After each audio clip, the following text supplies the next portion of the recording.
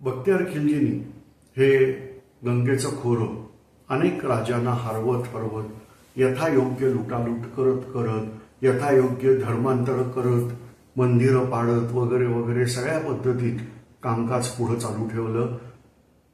तो बिहारमध्ये जेव्हा आला त्यावेळेला तिथं अतिप्रचंड मोठं विद्यापीठ हे त्यांनी बघितलं। विद्यापीठाचं नाव आपल्याला माहितीच आहे, नालंदा विद्यापीठ। हुन लोकांनी तक्षशिला विद्यापीठ उद्ध्वस्त केलं होतं। तक्षशिला विद्यापीठाचं नष्टचर्य ह्यानंतर एका प्रभावी विद्यापीठाची आवश्यकता भारताला होती, परंतु वायव्येकडचा भाग हा वारंवार होणाऱ्या आक्रमणांमुळे हा तेवढासा सुरक्षित राहिला नव्हता।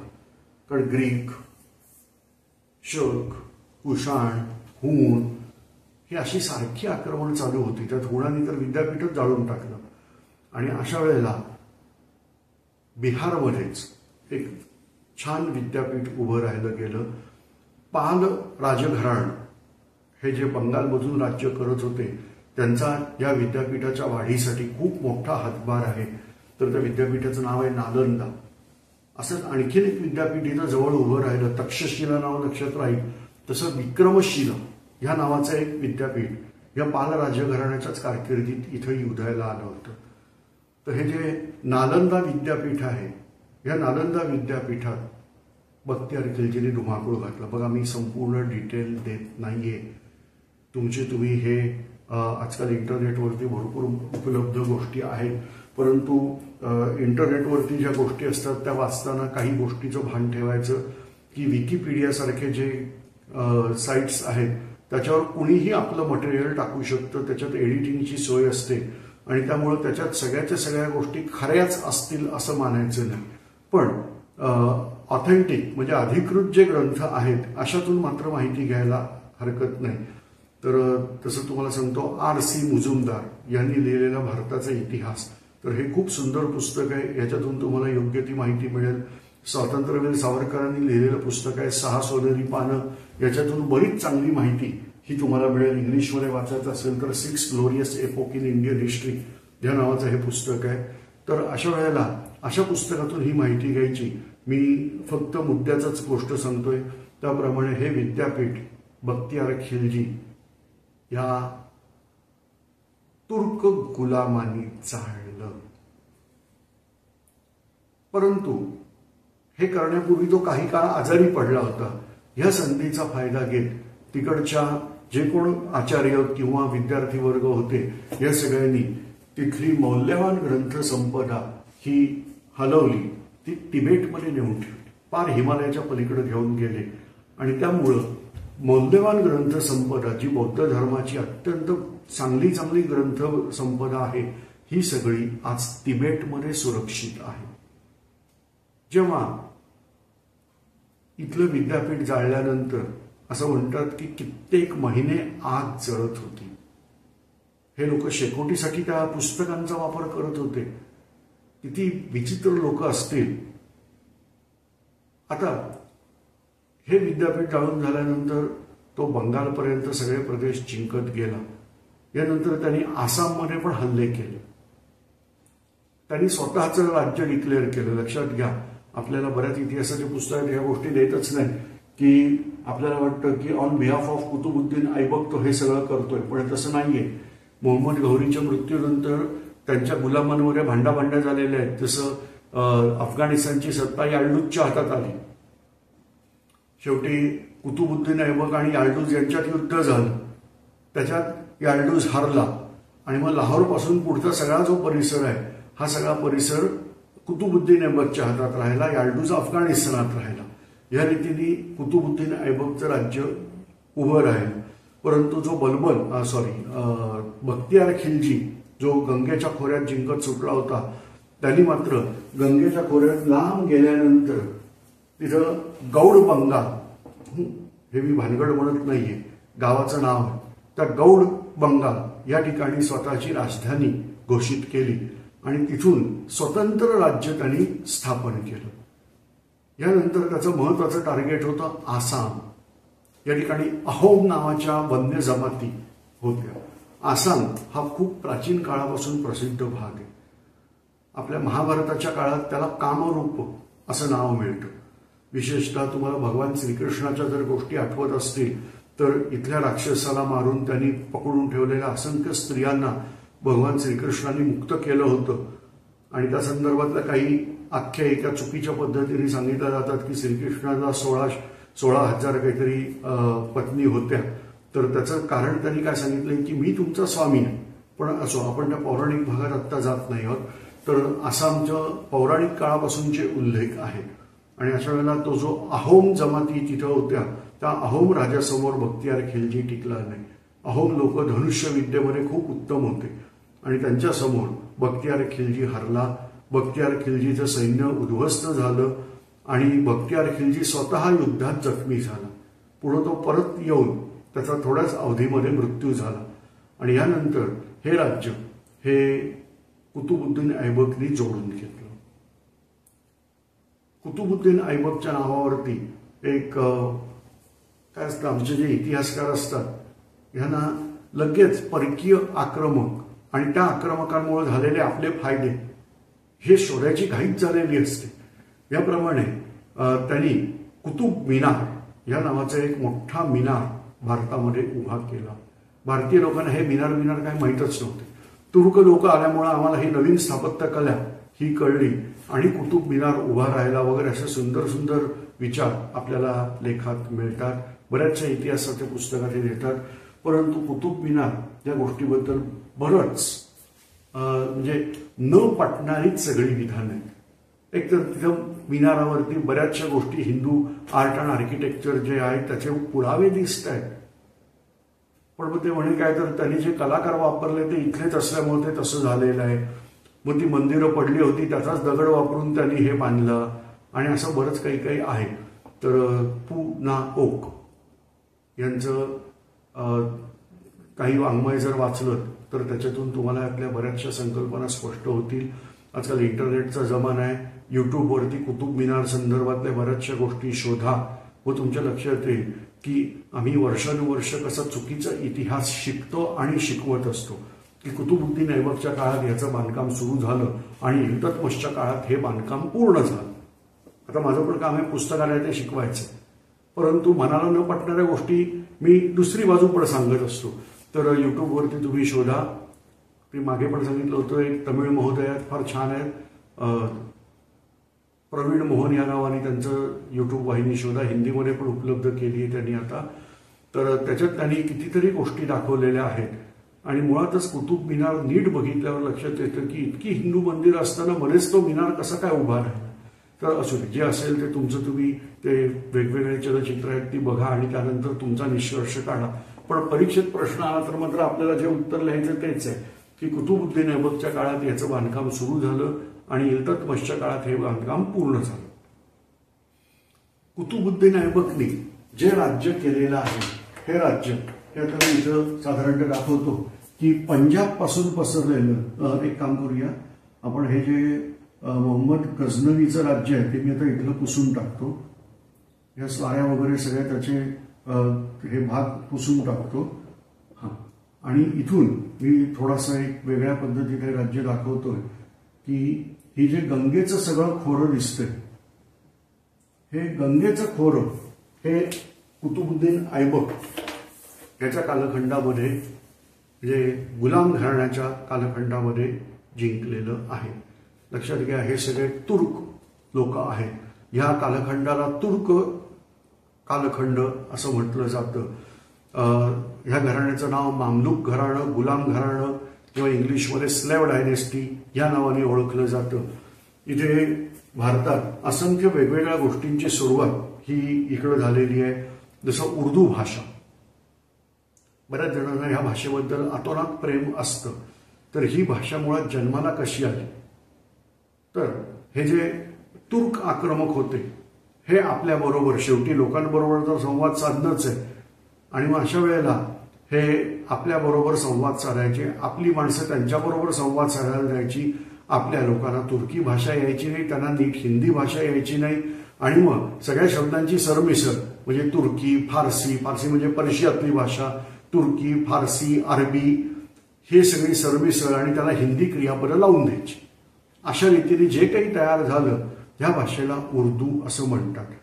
खरं तर उर्दू ह्या शब्दाचा अर्थ छावणी असा आहे.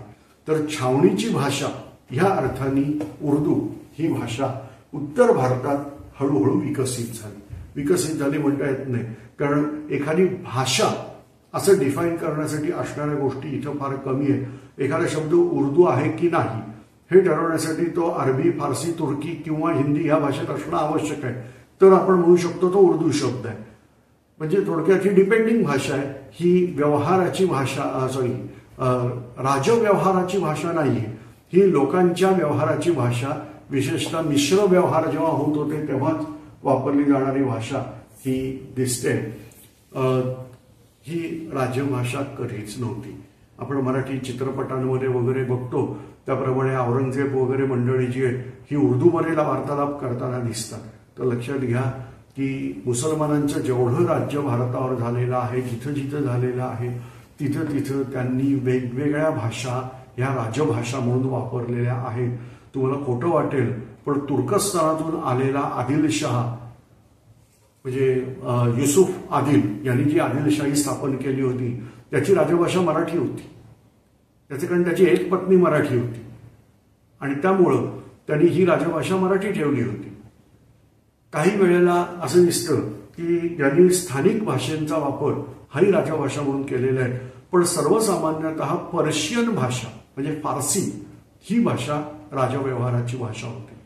मुघल कालखंडामध्ये सुद्धा राजकीय व्यवहार हे फारसी भाषेतून म्हणजे इराणच्या भाषेतून होते.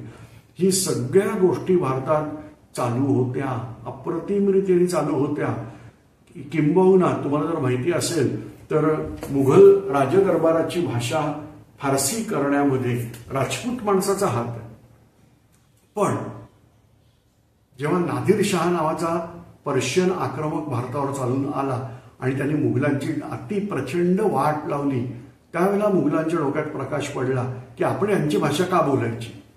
तोपर्यंत परकीय भाषा आपल्या डोक्यावर ठेवूनच बसले होते आणि मग त्यांनी ठरवलं आता ह्यापुढं आपली ऑफिशियल लँग्वेज फारसी नाही, आपली ऑफिशियल लँग्वेज आजपासून उर्दू.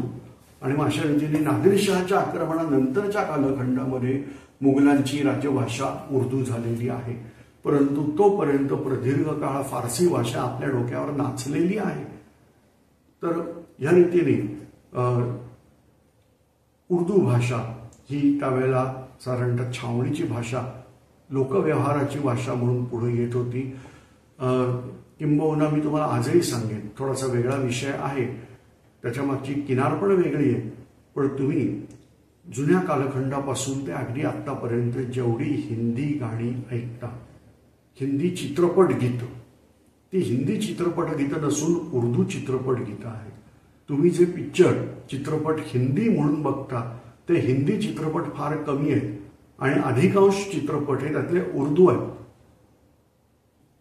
आता या कालखंडात जसा उर्दू हळूहळू प्रसार व्हायला सुरुवात झाली आहे तसंच भारतामध्ये धर्म परिवर्तन हे मोठ्या प्रमाणात झालेलं आहे. हे तलवारीच्या जोरावर झालं का आणखीन कशाच्या जोरावर झालं संशोधनाचा विषय. काही विचित्र प्रवृत्तीची माणसं असतात ती लिहितात की भारतामध्ये अस्पृश्यता, जाती व्यवस्था फार कठोर होती आणि त्यामुळे त्यांनी ह्या नवीन धर्माचं स्वागत, ज्याच्यामध्ये जिकडे तिकडे ऐक्यच ऐक्य आहे, सर्व मानव समान असा गुणधर्म असणाऱ्या ह्या धर्माचा स्वीकार भारतीयांनी स्वखुशीने केलेला आहे. जोर जबरदस्तीने धर्मांतरं थोडीशी झाली असतील परंतु बहुतांश लोकांनी स्वखुशीने या भारतातल्या जाती व्यवस्थेला आणि अस्पृश्यता वगैरे अशा रूढींना कंटाळून धर्म परिवर्तन केलेलं आहे. जर हे त्यांचं विधान खरं मानलं तर प्रश्न हा पडतो की अजूनही आपल्यामध्ये जाती व्यवस्था का आहे. हिंदूंमध्ये जातीभेद किंवा अशा गोष्टी अजूनही आहेत, त्याची तीव्रता कमी झाली असेल परंतु ह्या सगळ्या गोष्टी अजूनही आहेत. व हे नंतर जे गांधीजी वगैरे मंडळी लढा देत होते किंवा स्वातंत्र्यवीर सावरकरांनी तिकडे रत्नागिरीमध्ये बसून एकत्र बसून सगळ्या जातीच्या लोकांनी जेवायचे प्रयत्न करा वगैरे हे जे प्रयत्न त्यांनी केलेले आहेत तर ह्या सगळ्या गोष्टी झाल्याच नसत्या जर त्यावेळेला अशी धर्मांतरं झाली असती तर. त्यामुळं आपल्या लोकांनी केवळ अमक्याच कारणासाठी धर्म बदलला असं नाही. काही वेळेला राजकीय आमिष दाखवली गेलेली आहेत, काही वेळेला जोर जबरदस्ती झालेली आहे. तुमच्या समोर उदाहरण आहे, छत्रपती शिवाजी महाराजांच्या प्रथम पत्नीचे बंधू बजाजी नाईक निंबाळकर यांचं आदिलशहानी जबरदस्तीने धर्मांतरण केलेलं आहे आणि यानंतर शिवाजी महाराजांनी त्यांना परत आपल्या धर्मात पण घेतलेलं आहे. अशा असंख्य गोष्टी तुम्हाला इतिहासात वाचायला मिळतील. परंतु अशा गोष्टी झाल्याच नाही म्हणून बाजूला बघायचं ही गोष्ट चुकीची आहे. इतिहासामध्ये ह्या सगळ्या गोष्टी झालेल्या दिसत आहेत. जिझिया नावाचा एक अत्यंत वाईट पद्धतीचा कर आहे, हा आकारला गेलेला आहे. हे जे आक्रमक आहेत यांचं राज्य तुर्की राज्य का म्हणतात याचं महत्वाचं कारण असं आहे की इथे जे अधिकारी वर्ग होते हे प्रामुख्याने तुर्की लोक होते. नुसते मुसलमान असून अधिकारी होता येणार नाही, तुम्हाला तुर्क मुसलमान असलं पाहिजे तरच सत्ता हातात राहील तुमच्या. हे ह्या राज्याचं वैशिष्ट्य आहे. त्यामुळं ह्या कालखंडाला तुर्की रूल असं म्हणतात. आता इथलं जे काही राज्य हातात मिळालेलं आहे, बळकावलेलं आहे, जे काही म्हणायचं ते म्हणा, पण ते व्यवस्था नीट चालली पाहिजे. नीट याचा अर्थ लक्षात घ्या, त्यांच्या दृष्टीने नीट, आमच्यासाठी ती नीट नाहीये. तर ह्यासाठी म्हणून तिथं एक पद्धत चालू केली, त्याला म्हटलं जातं चहलगामी पद्धत. त्याच्या आधी आपला एक भाग बघूया की कुतुबुद्दीन ऐबक त्याला एक जेमतेम 4-4.5 वर्षच राज्य करायला मिळालं. यानंतर त्याचा मृत्यू पोलो खेळताना झाला असं म्हणतात. आता मला माहित नाही पोलो हा खेळ तेव्हा होता का, तेव्हा पोलो सदृश्य कुठचा तरी खेळ असावा. तर हे खेळ खेळताना त्याचा मृत्यू झाला. याच्या संदर्भात अनेक वेगवेगळ्या गोष्टी आहेत, तुम्ही स्वतः माहिती काढा आणि वाचा की एका राजाच्या विश्वासू घोड्यावर हा बसला होता, ज्या राजाला कुतुबुद्दीननी मारलं होतं, आणि मग त्याचा मृत्यू त्या घोड्यावरून पडून झालेला आहे. अशाही काही गतकथा आपल्याला मिळतात. अर्थात मला त्याची सत्यासत्ता माहीत नाहीये. फक्त इथं लक्षात घ्या की 4-4.5 वर्षात कुतुबुद्दीन ऐबकचा अपघाती मृत्यू झाला. यानंतर इल्तत्मिश याच्या हातामध्ये सत्ता आलेली आहे. हा त्याचा जावई आहे, त्याच्या हातात सत्ता आली. हाही गुलामच आहे, त्यामुळे घराण्याचं नाव गुलाम घराणं मामलूक या रीतीने तसंच राहिलेलं आहे. इल्तत्मिश यांनी प्रचंड मोठं एक साम्राज्य सांभाळायचा प्रयत्न केला आणि त्यासाठी त्यांनी चहलगामी पद्धत अशी पद्धत चालू केली. म्हणजे थोडक्यात आपल्या छत्रपती शिवाजी महाराजांनी अष्टप्रधान मंडळ नेमलं होतं. हे जे 8 प्रधान आहेत त्याऐवजी यांनी 40 नेमले होते, म्हणून त्याला चहलगामी पद्धत असं त्यांच्या भाषेत काहीतरी नाव आहे.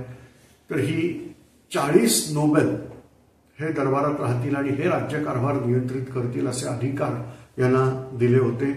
आता इल्तत्मिशच्या राज्यामध्ये एक महत्वाची गोष्ट झाली, म्हणजे त्याचं राज्य चालू असताना चेंगीज खान ह्याच्या स्वाऱ्या सुरू झालेल्या आहेत. अर्थात आपण आता इल्तत्मिश इथंच ठेवणार आहे आणि चेंगीज खानाच्या स्वाऱ्यांबद्दल आपण माहिती घेणार आहे, पण ही पुढच्या व्याख्यानात.